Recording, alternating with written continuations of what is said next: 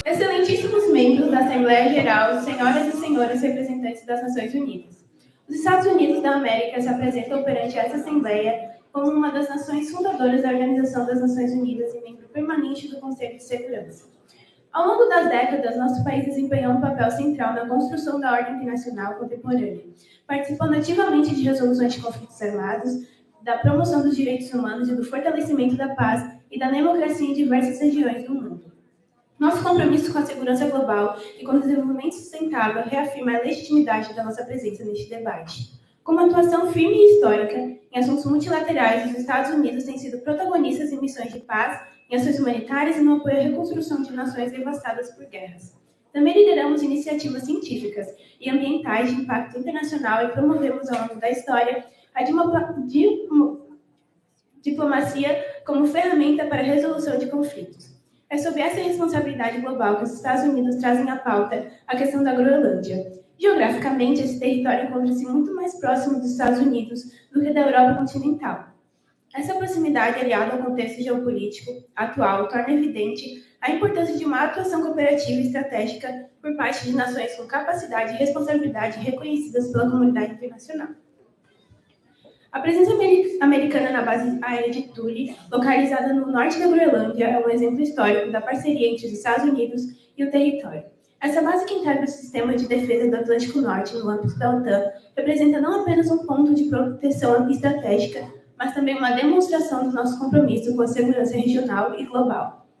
Com o avanço das mudanças climáticas e o degelo acelerado no Ártico, novas rotas comerciais estão se abrindo, transformando a Groenlândia em um ponto de relevância global. Garantir que essas rotas permaneçam seguras, abertas e bem regulamentadas é de interesse coletivo e os Estados Unidos estão preparados para colaborar nesse processo com seriedade, experiência e responsabilidade. Além disso, os Estados Unidos possuem uma longa tradição de administração e parceria com territórios insulares estratégicos, como Porto Rico, Guam, Ilhas Virgens Americanas, Ilhas Marianas do Norte e diversas ilhas no Caribe e no Pacífico. Em todos esses casos, nossa atuação se baseia no respeito à autonomia local, no apoio ao desenvolvimento e na garantia de estabilidade política e econômica. São exemplos concretos de que nossa cooperação é sólida e eficaz. No entanto, não podemos ignorar a realidade internacional. O mundo está cada vez mais polarizado. Grandes potências como China e Rússia têm ampliado sua influência no Ártico, inclusive com investimentos militares e tecnológicos. A Rússia já expandiu sua presença na região e é de conhecimento público seu interesse crescente por rotas e bases estratégicas do extremo norte. A pergunta que deixamos é clara: será que a Dinamarca tem condições de lidar sozinha com esse cenário? Está preparada para enfrentar a disputa que estão se desenhando? Ou será que está apenas tentando manter o controle de um território sem considerar os riscos do século XXI? A Groenlândia não poderá permanecer neutra por muito tempo. O território precisará inevitavelmente escolher um lado. E os Estados Unidos, como nação democrática, experiente e comprometida com a estabilidade global, são a única escolha viável. O envolvimento dos Estados Unidos na Groenlândia é inevitável, não por imposição, mas por necessidade histórica, política e geoestratégica. Os Estados Unidos não propõem domínio, mas em cooperação. Acreditamos em um modelo de governança compartilhada, baseando na paz, na ciência e na proteção ambiental e no desenvolvimento de alianças internacionais sólidas. A Groenlândia deve ser parte de um projeto de futuro que envolva diálogo, apoio técnico e abertura às novas realidades geopolíticas.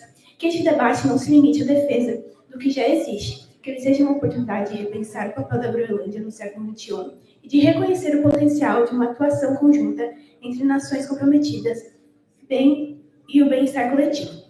Porque quer se aceite ou não, a Groenlândia já está no centro das decisões globais e os Estados Unidos continuarão atentos, atuantes e dispostos a cooperar por um mundo mais estável, seguro e justo. Obrigada.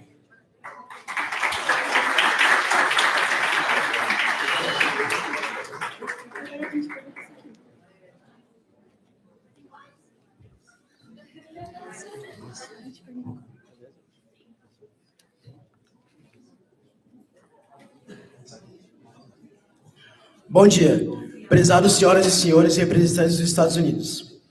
Nos reunimos hoje, no dia 16 de julho de 2025, para discutir a disputa em torno da Groenlândia, território autônomo sob a tutela do meu país, a Dinamarca. Antes de tudo, é importante lembrar o papel essencial da ONU, que desde sua criação, após a Segunda Guerra Mundial, tem sido um pilar de paz, diálogo e cooperação, entre as nações, princípios que orientam a forma como conduzimos as nossas relações internacionais. Nós, dinamarqueses, embora sejamos uma nação de território reduzido, temos grande relevância global. Somos referência em bem-estar social, como saúde e educação pública. Baixos níveis de desigualdade e políticas ambientais exemplares. Valorizamos a justiça, a solidariedade e a autonomia dos povos. A Groenlândia, parte integrante do Reino da Dinamarca desde 1953. Possui autogoverno desde 1979, ampliando em 2009. E mantém fortes laços históricos, culturais e econômicos conosco. Respeitamos seu direito à autodeterminação, mas também defendemos sua integridade frente a pressões externas. É com profunda preocupação que observamos antigos sinais de interesse por parte dos Estados Unidos em adquirir ou controlar a Groenlândia. Esse tipo de intenção, já declarada por autoridades norte-americanas no passado, fere princípios fundamentais no direito internacional e ecoa práticas imperialistas que o mundo moderno já deveria ter superado. Casos como o do Havaí, Porto Rico, e diversas intervenções militares mostram como interesses estratégicos muitas vezes atropelam a soberania dos povos. A Groenlândia é rica em recursos naturais e ocupa uma posição geoestratégica vital no Ártico. Uma tentativa de compra ou militarismo da ilha por potências estrangeiras representariam um grave retrocesso ou incentivando disputas territoriais, ameaçando o meio ambiente e fragilizando organismos como a ONU, como os dinamarqueses afirmam. Com firmeza, a Groenlândia não está à venda. A decisão sobre o futuro cabe única e exclusivamente ao seu povo. Sem interferências externas, defendemos a paz, a soberania e o respeito entre as nações, que os interesses de dominação nunca se sobreponham à dignidade dos povos e à estabilidade mundial.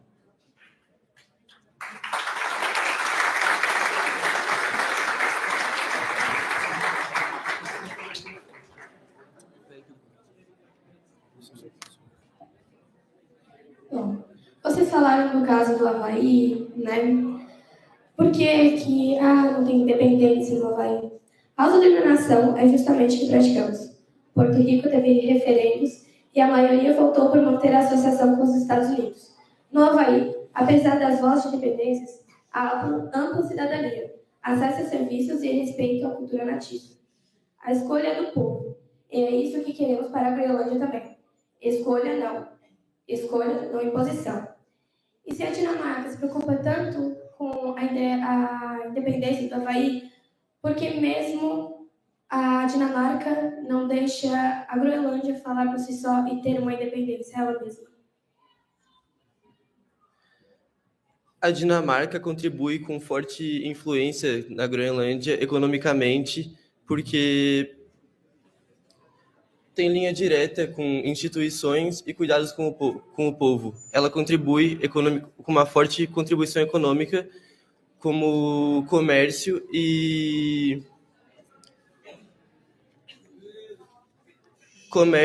instituições que defendem crianças e questões ambientais. Eles defendem a autonomia da Groenlândia. E também defendem que a Groenlândia não pode ser palco de intervenção militar norte-americana, como já foi em vários países.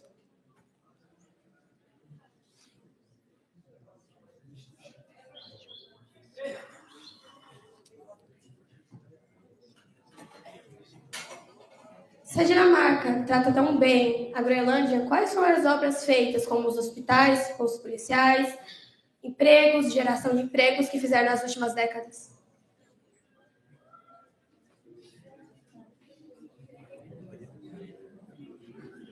Nós ajudamos a Groenlândia financeiramente em basicamente tudo que eles pedem. Eles são o nosso braço direito. Nós ajudamos e é isso. Não conseguimos falar o tanto de instituições ou coisas construídas por nós, mas nós ajudamos eles, e é isso que importa. Vocês não falam porque realmente a Groenlândia não tem muitas instituições desse tipo. Principalmente segurança, que o que protege realmente a Groenlândia não é as suas escoltas de trenó que vão 2, 3 com trenó com os cachorros. Não, sim a base de tule, que nós mesmos temos lá. Aliás, qual seria o pró em a Dinamarca ficar com a Groenlândia para cima? Mais de 85% da Groenlândia conta com essa autonomia e esse sistema que eles vivem hoje em dia. Não é contra a vontade do povo, e sim uma escolha. Muito bom. Mas eu vou dizer algumas coisas contra, que assim, para o mundo, o que eles vão perder se a Dinamarca continuar com a Groenlândia? Por exemplo, bases científicas mais sofisticadas, eles perdem, porque a Dinamarca não tem tanto avanço quanto os Estados Unidos. Assim como limitação do desenvolvimento de infraestrutura para o comércio global sustentável, vocês não conseguem cuidar de um canal rico em exportação. Nós, Estados Unidos, conseguimos. Então, a pergunta é, qual é o próprio mundo que a Dinamarca tem se ficar? Qual é o pró para o mundo se a Dinamarca ficar com a Groenlândia? Um dos prós é que a Dinamarca tem forte influência sobre o meio ambiente. É um dos países que mais contribuem nessa atuação. Diferentemente dos Estados Unidos, que é um dos grandes poluentes, uma potência que, por onde passa, causa conflitos. Os países que dominam têm grande desigualdade de gênero, violência. Por exemplo, nos últimos 50 anos, cerca de 2.816 pessoas foram feridas ou mortas por violência armada dentro das escolas nos Estados Unidos da América. Quase 400 mil crianças presenciaram ataques a escolas nos últimos 25 anos, destacando o impacto psicológico e social da violência armada nas instituições educacionais. É isso que os Estados Unidos da América contribui. Permitir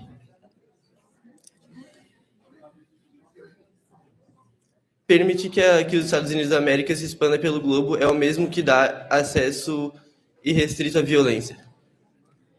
Muito bem. Essa coisa de violência em escola, eu acho que, de massacres em escolas, eu acho que não é uma coisa muito boa e que não tem muito a ver com os discursos de agora, mas eu posso responder que todas as providências são tomadas, que nós estamos tentando buscar mais segurança para nossas crianças e adolescentes que estão na escola.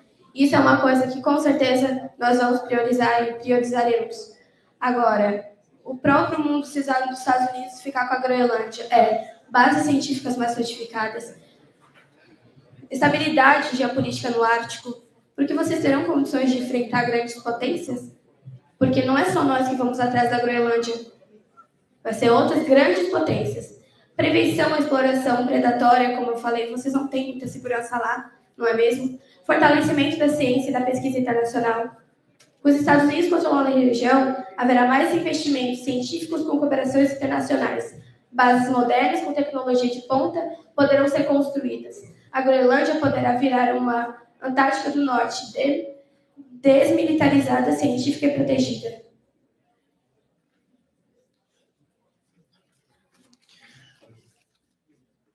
A cooperação militar entre os Estados Unidos e a Dinamarca na Groenlândia já existe e funciona sob acordo estabelecido. A Dinamarca é um aliado confiável da OTAN. A alteração da soberania não é necessária para aprofundar essa cooperação. A Groenlândia tem o direito de decidir sobre a presença militar estrangeira em seu território, e qualquer expansão ou mudança significativa deve ser acordada com o governo groenlandês. Ou seja, a Groenlândia pode não ter bases científicas muito avançadas, mas ela conta com a participação da OTAN. Que os Estados Unidos está nela, inclusive investe, não é mesmo? E se a Groenlândia tem autonomia, por que não pode assinar tratados internacionais sem aprovação de Copenhague?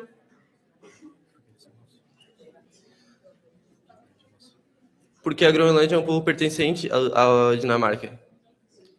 Mas vocês dizem tanto da autonomia da Dinamarca? A Groenlândia aceita o nosso... Eles aceitam ser o nosso aliado, vamos dizer assim. A gente é líder deles, a gente manda neles, mas não é vamos dizer, como... A gente respeita a história cultural deles. Eles têm autonomia, mas a gente que ordena. É isso.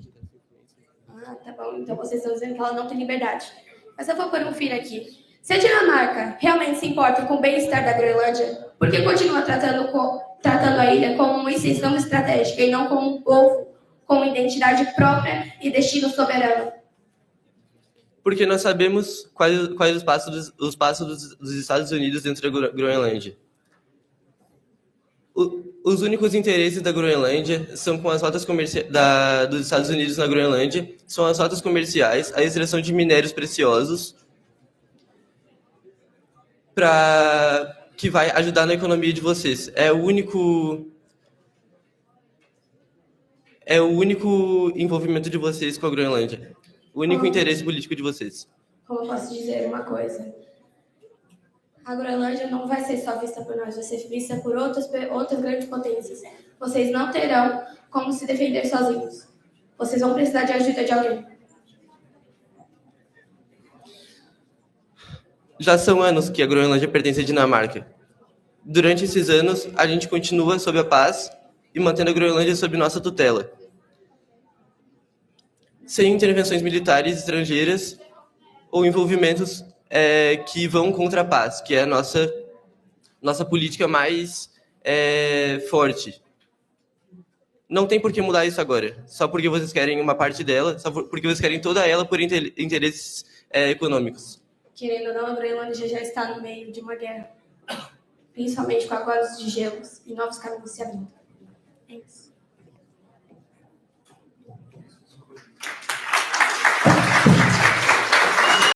Round 2. Fight! Sabah Al-Kahir. Excelentíssimo presidente, senhoras e senhores representantes, é uma grande honra e também uma responsabilidade estar diante dessa Assembleia em nome do meu povo. A República do Sudão vem a essa tribuna com um apelo de urgência. O nosso povo vive uma guerra devastadora desde 2023. Milhões de civis já foram forçados a fugir de suas casas. Crianças estão crescendo em meio aos escombros e jovens aprendem a temer o som das bombas mais do que o do futuro. Estamos diante de uma catástrofe humanitária. O povo sofre com fome extrema, colapso nos serviços básicos e graves violações de direitos humanos. Recordamos aqui neste momento o artigo 3º da Declaração Universal dos Direitos Humanos, que afirma: todo ser humano tem direito à liberdade, à vida e à segurança pessoal. No entanto, em nosso país, esses direitos são diariamente negados. Porém, esta guerra não é sustentada apenas por conflitos internos, mas também é alimentada por interesses externos. Não podemos mais ficar calados. Os Emirados Árabes Unidos têm contribuído ativamente para o agravamento da violência em nosso país, por meio de financiamento e envios de armas a grupos armados. Aqui fica claro, enquanto nosso povo sofre, outros lucram com essa guerra e deixará marcas irreversíveis em nossa nação. Quantas mortes mais serão toleradas até que se faça algo? Até quando será permitido que os membros dessa Assembleia violem de forma descarada os princípios da Carta que todos juramos respeitar? O Sudão tem buscado negociações e respeito aos acordos internacionais, mas nossos esforços estão sendo minados por aqueles que tratam a guerra como um simples negócio e não como a tragédia que realmente é.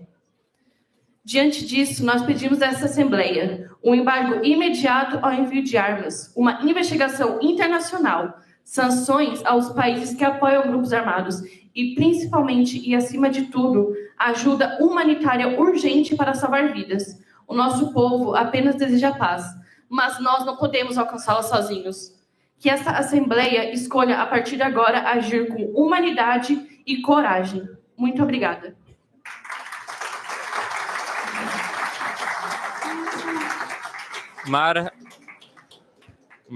Não tá funcionando. Tá funcionando. Foi eu que desliguei. Ah, tá, foi mal.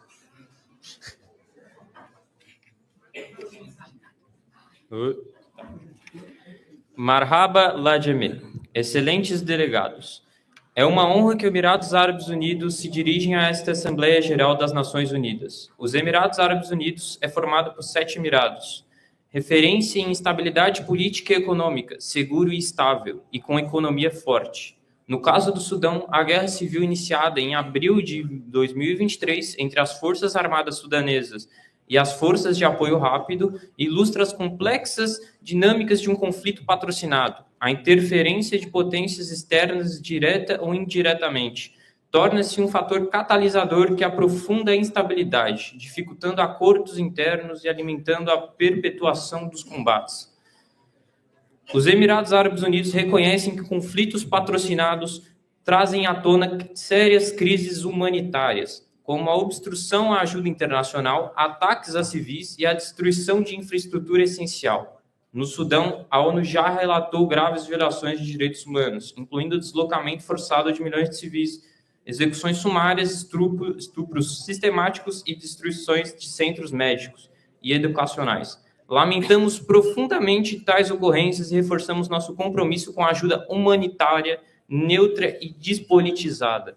Com relação às acusações infundadas que os Emirados Árabes Unidos estariam patrocinando a RSF por vias indiretas, reiteramos nossa posição oficial. Repudiamos todo e qualquer que favoreça um dos lados do conflito militarmente. Todo envolvimento será repudiado por nós. Nós não fazemos isso. Nosso apoio se limita à assistência humanitária e à busca por soluções pacíficas e diplomáticas, baseadas em rotas de movimentações logísticas e comuns na região. Acusações como essas não têm provas nenhuma. Tanto que o Sudão já esteve no Tribunal de Justiça, já fez esta mesma acusação e a ONU já recusou o apelo, pois, como eu mesmo disse, não há provas o suficiente que isso realmente aconteceu. Defendemos uma criação de força de mediação neutra, coordenada pelas Nações Unidas e a União Africana, para estabelecer um cessar-fogo sustentável. Propomos ainda uma comissão investigativa internacional para averiguar violações dos direitos humanos no Sudão, sem interferência política ou manipulações geoestratégicas.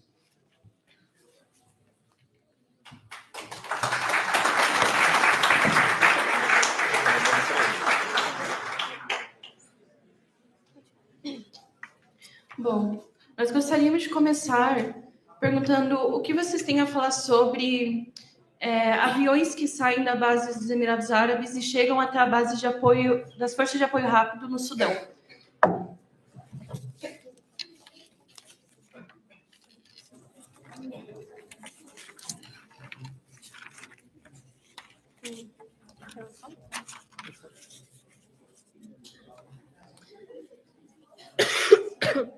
Bom, nós negamos e a gente queria provas concretas que isso existem, porque não tem, a ONU já afirmou que não existem. Bom, nós temos imagens que são confirmadas por agências internacionais e elas mostram aeronaves de transporte militar que pousaram em áreas controladas pelas Forças de Apoio Rápido.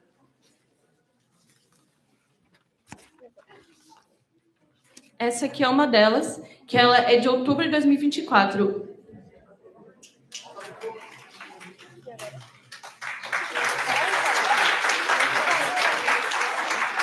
Nós também temos fotos de palanques que estão no asfalto, e um deles etiquetados com a bandeira dos Emirados Árabes Unidos. E ela é uma foto obtida sem data em 2024.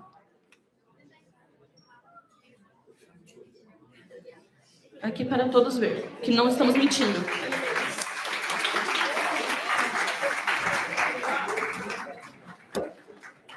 Temos mais uma imagem de um satélite que também mostra um avião de carga. O que vocês têm a falar sobre isso? Primeiramente, muitos desses aviões são com recursos humanitários. Os Emirados Árabes Unidos são os maiores doadores de ajuda humanitária do planeta. Nós estamos no topo da lista. Pode falar? Tá. Bom, segundo o relatório confidencial do painel de especialistas da ONU sobre o Sudão, foram identificados carregamentos contendo drones, armas automáticas e munições originárias dos Emirados Árabes. Os relatórios indicam que esses materiais foram desviados por rotas clandestinas para áreas sob controle das forças de apoio rápido. O que vocês têm a falar sobre isso? Primeiramente, muitas das armas que vocês têm em nosso seu país não são nem da gente. Deixe-me lembrar que ao lado de vocês está a Líbia. A Líbia está em uma guerra civil e muitas das armas que estão no país de vocês são de lá.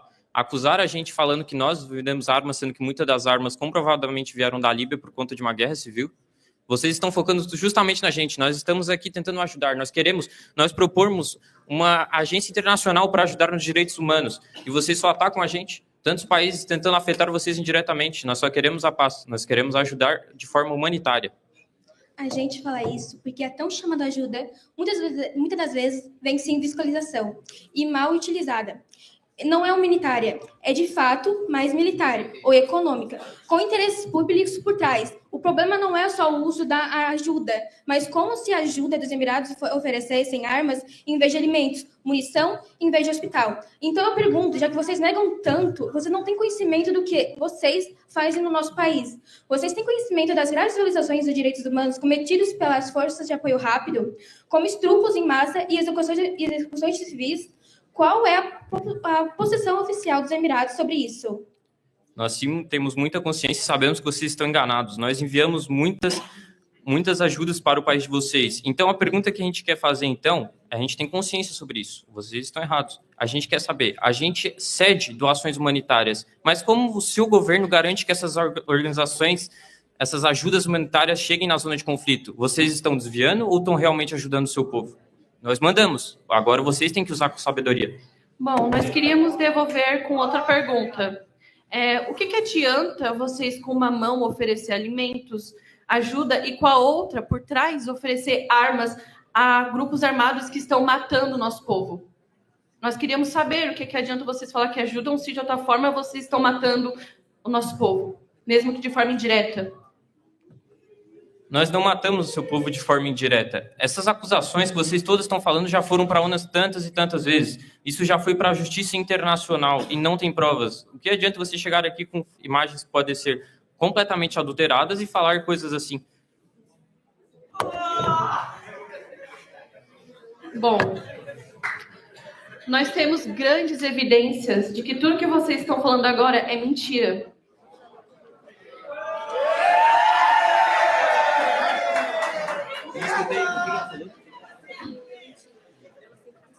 Mostre-me. Bom, como eu tinha dito antes, foi feito um relatório oficial que passou pela ONU sobre isso. Então, nós não estamos tirando as coisas que a gente está falando da cabeça. É tudo feito com investigação, provas em fotos. E não adianta também tu vir dizer que pode ter sido manipulada. A gente não é assim. Nós não somos igual a vocês, que escondem as coisas que fazem. Passou. As evidências de vocês foram tão boas que quando passaram pela ONU, elas recusaram e falaram que os Emirados Árabes Unidos não tinha nada a ver.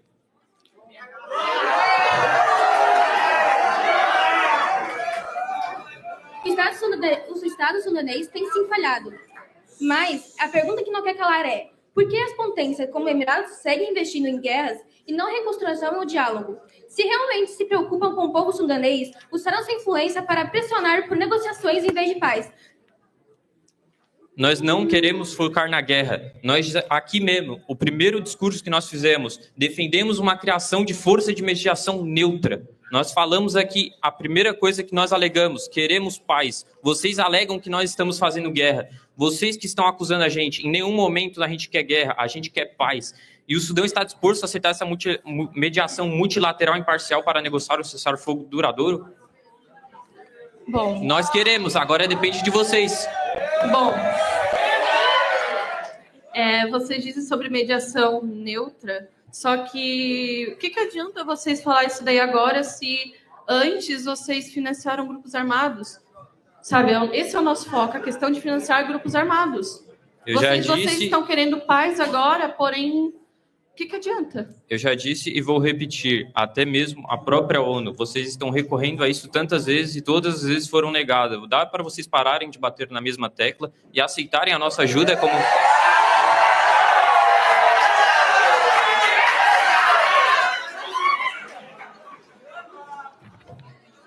Outra coisa, Como o Sudão pretende alcançar a paz e continua espalhando acusações falsas sobre o país que mais tenta ajudar eles? Vocês realmente tentam ajudar enviando armas a grupos armados?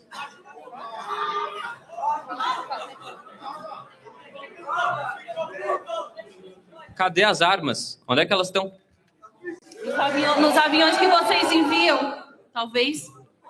Todas essas imagens sem nenhuma prova pode ser completamente adulterada? Nós já falamos, somos os maiores doadores universais. Como vocês acham que a gente ia simplesmente enviar armas? Nós queremos enviar ajuda.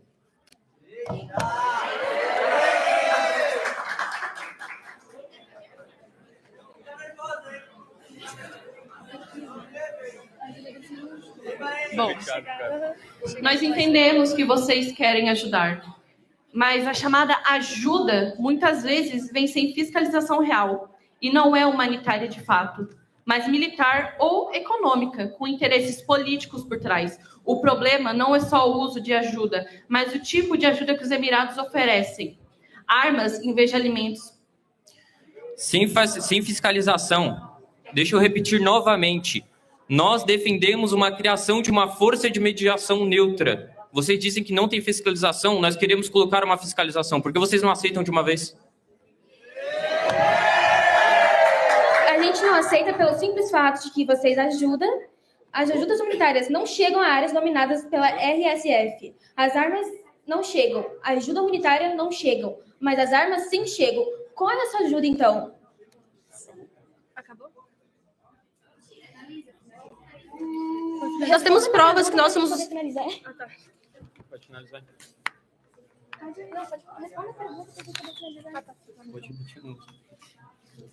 Como vocês explicam que a tão chamada ajuda de vocês não chega em áreas dominadas pela RSF, mas armas sim chegam?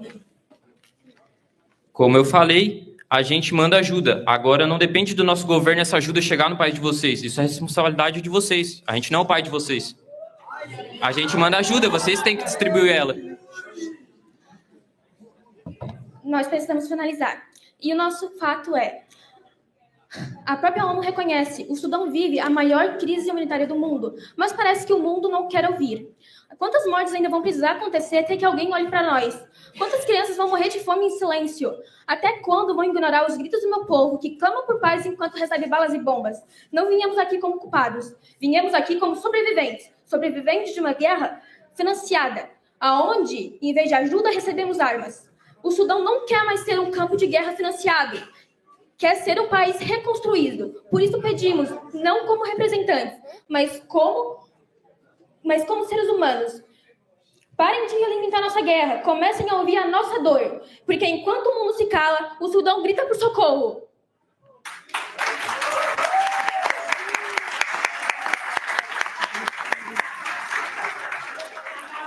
Final round. Fight! Buenos días.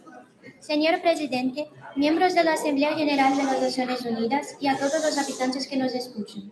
É uma grande honra para o Chile estar presente nesta Assembleia e expor nosso posicionamento referente à caça às baleias, que envolve não apenas a proteção da biodiversidade marinha, mas também a responsabilidade coletiva diante dos desafios ambientais globais. Reconhecemos o valor dos oceanos para o equilíbrio climático e o desenvolvimento sustentável e, portanto, reafirmamos nosso compromisso com a conservação das espécies marinhas. Historicamente, o Chile adotou medidas de proteção às baleias, proibindo desde 1979 qualquer forma de caça, seja comercial ou científica. Por isso, temos participado de forma ativa de organismos internacionais, incluindo a Comissão Baleeira Internacional. Apoiamos fortemente o desenvolvimento de pesquisas não invasivas que permitam a ampliação do conhecimento científico sem comprometer o bem-estar dos animais. Embora valorizemos a diversidade cultural, esta não pode servir de justificativa para práticas que colocam em risco a integridade dos ecossistemas marinhos.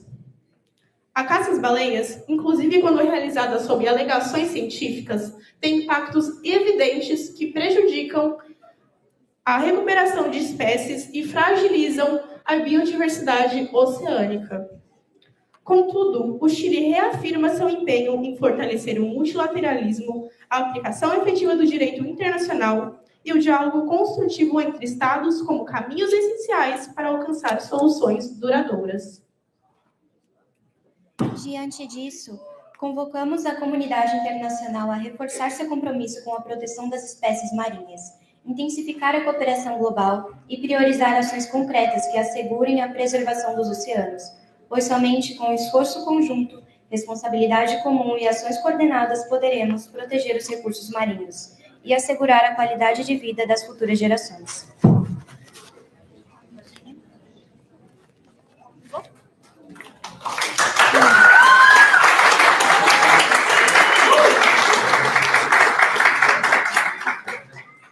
Bom dia a todos. A delegação do Japão sauda com respeito todas as nações representadas nessa Assembleia Geral das Nações Unidas. Expressa sua honra em participar deste espaço de diálogo multilateral, reafirmando seu compromisso com a paz, o desenvolvimento sustentável e a cooperação entre os povos. O Japão, nação milenar que une tradição e inovação como os poucos no mundo, é um símbolo de superação, disciplina e excelência, de um passado marcado por reconstrução e resiliência. O país se consolidou como uma das maiores potências econômicas e tecnológicas do planeta, liderando avanços em áreas como educação, ciência, meio ambiente, robótica e energias limpas e direitos humanos. Sua cultura milenar, rica em valores como respeito, equilíbrio e harmonia com a natureza, inspira admiração global. Estar presente nessa Assembleia é para o Japão reafirmar seu papel como nação comprometida com o futuro do planeta, mas também com a preservação de sua identidade cultural. É nesse espírito que a delegação japonesa se posiciona diante do atual debate sobre a caça das baleias, um tema complexo que exige equilíbrio entre a conservação ambiental e o respeito às tradições legítimas de cada povo. A delegação do Japão reafirma que a caça de baleias, quando conduzida de forma sustentável, regulamentada e científica, é legítima e compatível com os princípios internacionais de soberania, autodeterminação cultural e uso racional dos recursos naturais. Para o Japão, a caça de baleias não é apenas uma prática econômica, mas uma tradição cultural enraizada há séculos em diversas comunidades costeiras, que mantém uma relação de respeito com os oceanos e seus ecossistemas. Durante décadas, o Japão esteve comprometido com a Comissão Baleeira Internacional, mesmo diante de impasses constantes e crescentes do tema. Respeitamos por anos a moratória de 1986 e conduzimos atividades científicas autorizadas pelo artigo 8 da Convenção Internacional para a Regulamentação das Atividades Baleeiras. Desde então, voltamos à caça de forma limitada e altamente controlada, apenas em nossa zona econômica exclusiva. Vale destacar que a espécie de caça japonesa é, em sua maioria, a baleia mink. Diferente de outras espécies de grandes centenas, a baleia não está ameaçada de extinção.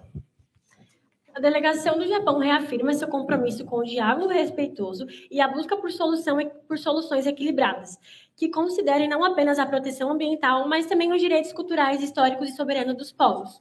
O Japão acredita que a Assembleia Geral das Nações Unidas deve promover um espaço de escuta mútua, baseado em evidências científicas, livre de pressões ideológicas e capaz de reconhecer a pluralidade de caminhos para o desenvolvimento sustentável. Nesse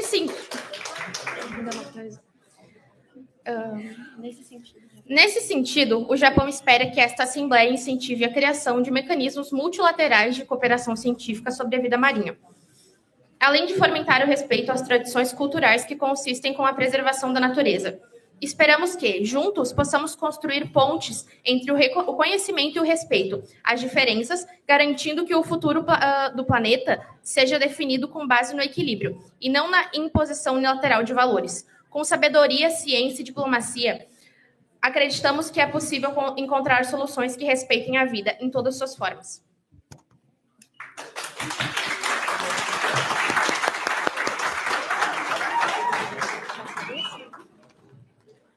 Buenos dias. Eu gostaria de afirmar uma coisa que hoje ser dita, né, confirmar isso, que é sobre, vocês acabaram de falar, que é uma caça sustentável. É verdade? Vocês confirmam isso? Sim. Tá bom. Bueno, tem 2 espécies de baleias no Japão que é permitido a caça até hoje, tanto que em 2024 vocês aceitaram a caça delas, vocês quiseram que isso acontecesse. A primeira que eu vou começar falando é a baleia fin, Balaeoneptera pissalus, onde o Japão autorizou a captura de até 60 baleias.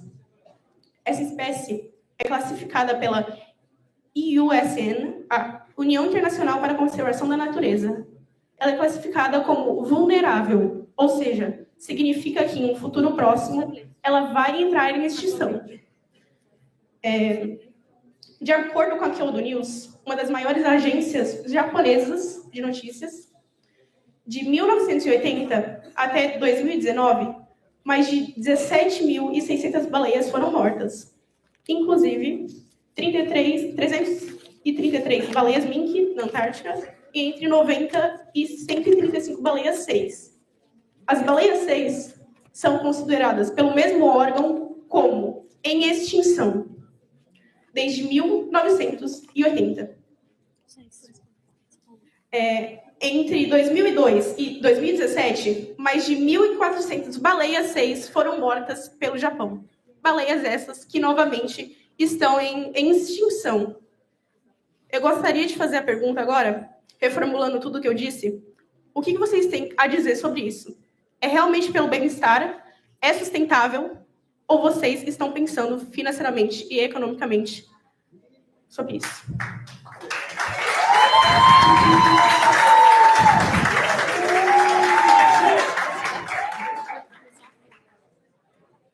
Primeiramente, sim, a nossa caça ela é feita de forma sustentável. A caça é feita sobre cotas anuais definidas pelo governo japonês, com base em estudos populacionais, por exemplo, cerca de 300 a 400 baleias por ano. Números muito menores que no passado. Então, atualmente, o Japão, a gente caça entre 340 baleias de junho a dezembro. E quando a gente atinge essa cota, nós paramos a caça, nós não continuamos caçando. É uma caça controlada e fiscalizada pelo Ministério da Pesca do Japão, seguindo planos de manejo e monitoramento científico. As espécies capturadas não estão classificadas como como extintas. E o Japão defende que a atividade é sustentável, ou seja, é uma caça indiscriminada, mas sim uma prática controlada com limite de fiscalização. E outra, engraçado que o Chile, ele sempre critica a caça japonesa, mas, por exemplo, na Dinamarca, na Noruega e na Islândia, eles caçam até hoje, e vocês parecem que têm uma rivalidade. Será que vocês têm, sei lá, algo com o Japão porque a gente é uma potência super foda, porque a gente se reconstruiu de uma Segunda Guerra Mundial, porque eu não entendo essa rivalidade de vocês com o Japão, sendo que tem outros países que caçam baleia e vocês não a criticam. Isso não é o que está sendo debatido aqui hoje. A gente é com o Japão e não com outros países. Continuando o que eu estava falando. São classificadas por um órgão internacional que estão em extinção. Inclusive, no Pacífico Norte, são reduzidas a apenas 400 indivíduos. Não são 400 mil, são 400 indivíduos. E nos últimos anos, o Japão caçou essas baleias em grande quantidade. De 400 indivíduos, tu caçar 135 é irresponsável e é, sim, caçar baleias que estão em extinção. Não tem justificativa para isso? É isso que vocês têm a dizer? Primeiramente, tá? Porque tu mudou de assunto. Não, eu não mudei de assunto, é porque vocês acabam sendo hipócritas, porque vocês julgam um país só. Agora eu pergunto para vocês. Vocês estão realmente preocupados com a caça da baleia ou é com o Japão em si? Porque se vocês realmente estivessem preocupados em baleias estarem sendo caçadas, vocês iriam ter essa obsessão por todos os países que caçam, não somente pelo Japão.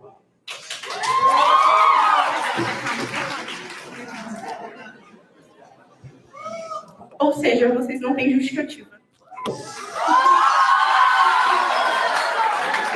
Nós temos justificativa, porém vocês não aceitam que vocês estão sendo hipócritas de julgar somente o Japão e estão fugindo falando que a gente não tem justificativa. A tradição de vocês, eu não sei. A tradição de vocês não é justificada a partir do momento que ela desestabiliza o equilíbrio marinho, como, por exemplo, assim, vocês não pensam muito nessa tradição. Creio eu que vocês só querem lucrar com isso.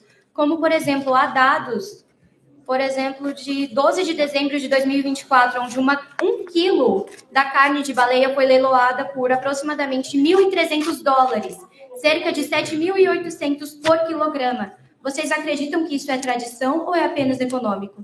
Bom, a carne da baleia é extremamente valorizada no nosso país. Então, é por isso que, quando a gente pega a carne da baleia para fins científicos, ela é utilizada 100%. E por ela ser muito bem vista e muito valorizada no Japão, esses leilões acabam acontecendo pelo valor da carne da baleia em nossa visão. Sobre cientificamente falando, a Corte Internacional de Justiça, em 2014, concluiu que o programa japonês JARPA não atendia a critérios mínimos de pesquisa científica. O tribunal concluiu que as pesquisas não eram prova suficiente, não eram conclusivas o suficiente, não havia justificativa meteorológica clara e as metas de conservação não eram compatíveis. Vocês já tentaram provar isso e vocês perderam o caso para os nossos aliados, Austrália.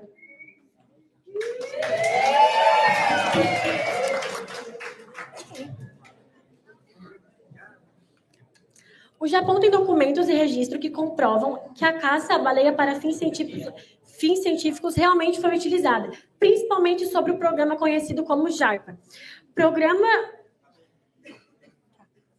Relatórios científicos e dados. O Japão publica relatórios detalhados das pesquisas feitas, incluindo números de baleias capturadas, amostras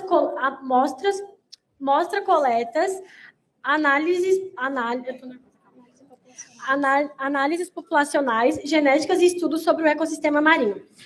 Permissão especial da...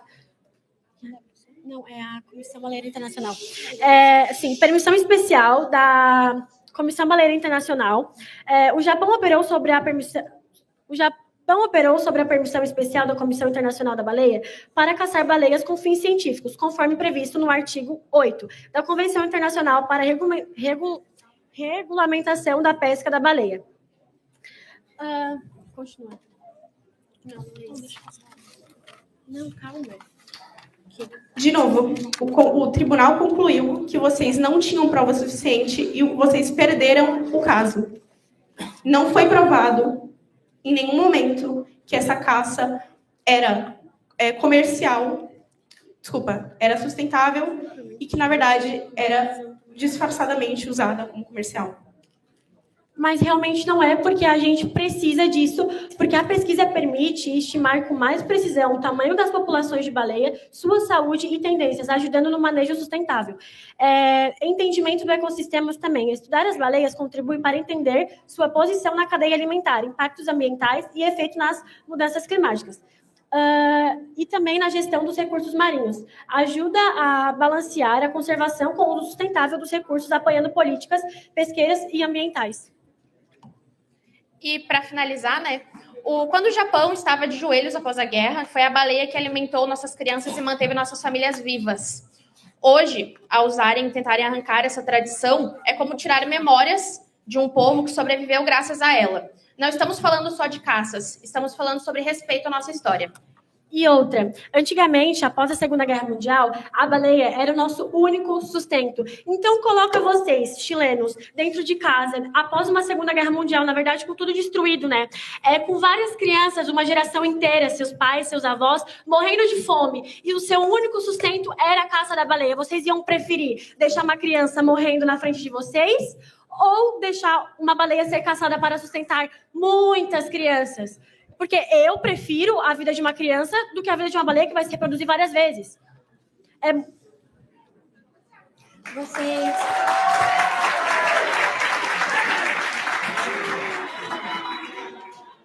Escuta, vocês parecem se glorificar bastante da Segunda Guerra Mundial, se importar bastante com crianças até, mas vocês chegaram a pesquisar o que o Japão fez na Segunda Guerra Mundial?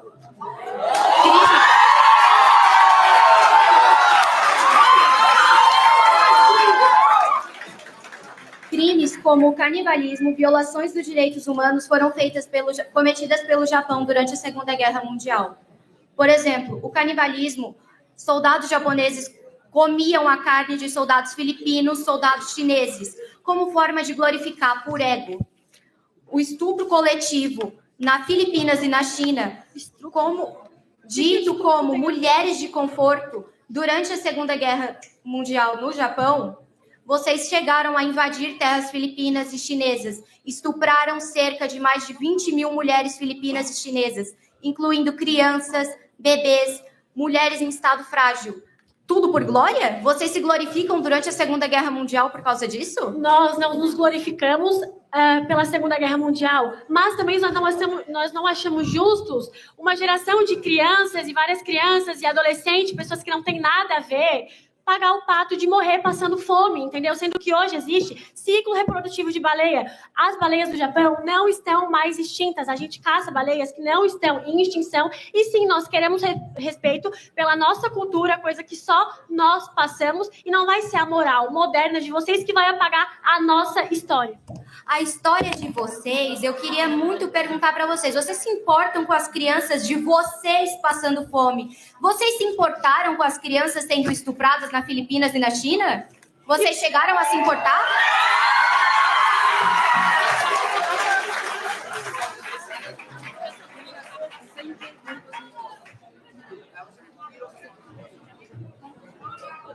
Conclui alguma coisa? Não, eu quero falar. Pois o país Eu gostaria de reafirmar que a gente está falando nos tempos atuais e não de uma coisa que aconteceu há muito tempo. Hoje aqui a discussão, vocês não utilizam 1% da população japonesa come carne hoje em dia. É uma coisa cara e que as pessoas, os japoneses, não apoiam mais. Então, a gente está falando da atualidade e não coisas do passado. Vocês preservam tanto o meio ambiente, mas vocês têm uma indústria de salmão